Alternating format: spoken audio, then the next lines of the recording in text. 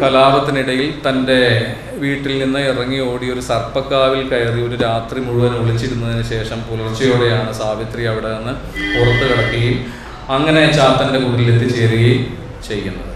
ഈ സർപ്പക്കാവിൽ നിന്ന് മുൾപടർപ്പുകളും വള്ളിപ്പടർപ്പുകളും നിറഞ്ഞ് ഈ സർപ്പക്കാവിൽ നിന്ന് ദേഹമാസകൾ ഉരഞ്ഞ് മുറിവ് പറ്റി പുറത്തു വരുന്ന സാവിത്രിയെ പറ്റി ആശാൻ വളരെ വിശദമായി തന്നെ വർണ്ണിക്കുന്നുണ്ട്.